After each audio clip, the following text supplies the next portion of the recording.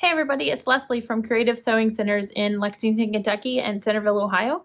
I'm coming to you with the tutorial video for the month of June 2021's Kimberbell Fill in the Blank, which is this cute little baby onesie with the small fry design. We're going to use flex foam and leather, some other cute little products to create this cute little project for the Kimberbell onesie blanks. These are amazing because when you get them, they're open on one side and you can easily stitch and hoop on them. So I hope you enjoy the project, and here we go. So this is going to be your onesie as you get it out of the package from Kimberbell. It's going to be opened on one side. The seams are nice and serged, so you won't have to worry about anything there. But you're going to take this out of the package, and your first thing you're going to do is turn it wrong side out. Okay? And we're just going to lay it so that the front side is going to be facing down, and you just want to open this all up nice and even.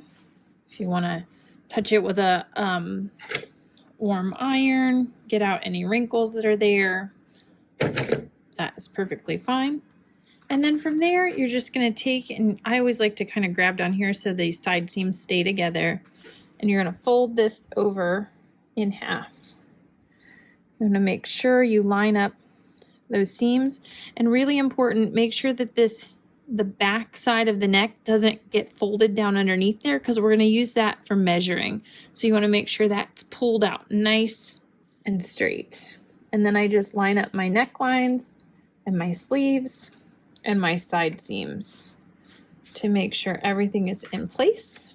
And then I'm going to take my iron, just kind of have it on a medium setting, and press a little crease there.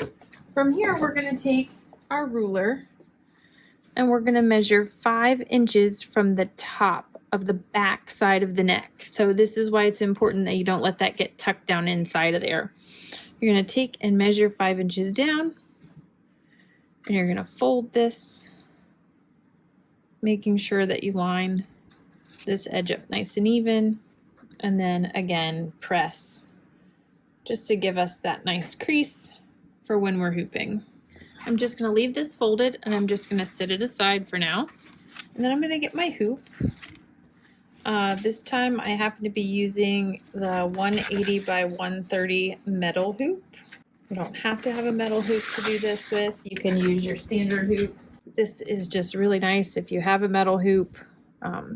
This is a perfect project to use it for, so I thought I would show you that.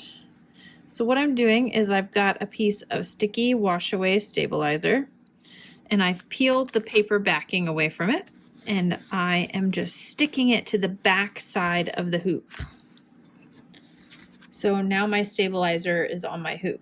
If I were using a standard hoop, what I would be doing is I would hoop the sticky stabilizer in the hoop with the shiny paper backing face up. I would score that like we have done in past projects, and then we would tear away the paper to expose the sticky here. So now what we're going to do is we're going to take this hoop to the machine and stitch the placement crosshairs. And from here we're going to remove the hoop from the machine and place the onesie on the placement crosshairs so that we are all ready to stitch.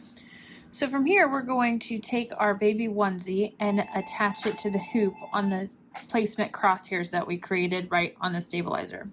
So we have the onesie folded just like we did when we did the pressing. This is going to make it nice and easy for us to position this on here. What we're going to do is we're going to take the hoop where it looks just like it is when we go to put it on, and we're going to take the fold and we're going to line the fold up with the top and the center lines, kind of stick that in place, and then we're going to open this up, making sure that that line stays nice and even.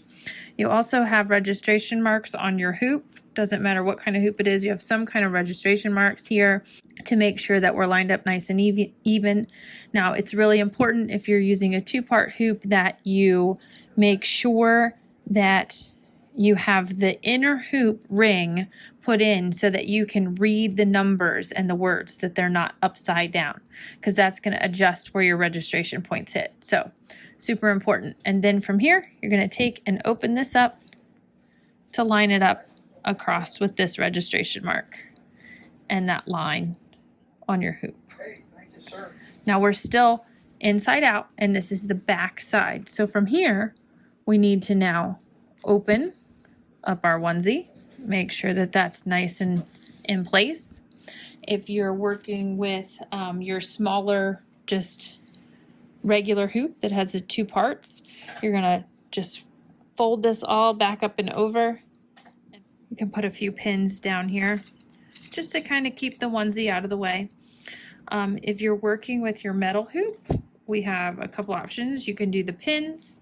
We're gonna add our magnets for a little extra security, which is one reason this hoop is just absolutely great for things like this. Can keep things nice and secure, keep things from shifting. So if you're using your metal hoop and you have the metal hoop fabric guide, which is a set of these two metal clamps that work with your metal hoops, instead of pinning this out of the way, I can bring this along the edge of my metal hoop, and I can use my magnets on these little circles to hold it in place. And then I can use this to keep my extra part of the onesie out of the way for me. So just a nice little handy tool to have. This onesie is pretty easy to hoop because of the fact that it's open, but if you were working with a traditional onesie that wasn't opened up on the side, this tool and the magnetic hoop make it really nice and easy. There's a smaller version of the magnetic hoop that is 100 by 100 that's really great for small little projects like this. So now that we've got everything hooped up and ready to go, we're going to take it back to the machine and start stitching our design.